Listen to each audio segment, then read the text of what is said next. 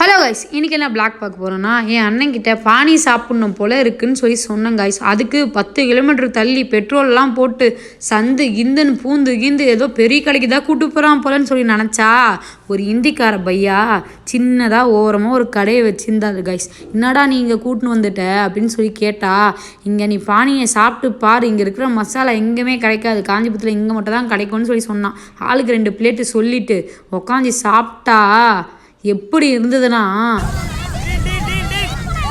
யார் சாமி இவன், எங்கிருந்து வந்திருக்கான், வேற மாதிரி இருந்தது கைஸ். அது சாப்பிட்றதுக்கு அடி போலியாக இருந்தது. கடைசியாக மசாலா வச்சு ஒன்று கொடுத்தாங்க ஃபினிஷிங்காக, வேறு லெவலாக இருந்தது கைஸ். சாப்பிட்டு அப்படியே சோடா, மிஸ்டர் சோடா கடைக்கு வந்துட்டு ஒரு ப்ளூபெர்ரி சோடாவை வாங்கி 2 பேரும் குடிச்சிட்டு கிளம்பிட்டோம் கைஸ். மறக்காமல் சோறு தான் முக்கியத்தை சப்ஸ்கிரைப் பண்ணுங்கள், லைக் பண்ணுங்கள், ஷேர் பண்ணுங்கள், மறக்காமல் ஃபாலோ பட்டனை தட்டிட்டு போங்க. டாட்டா.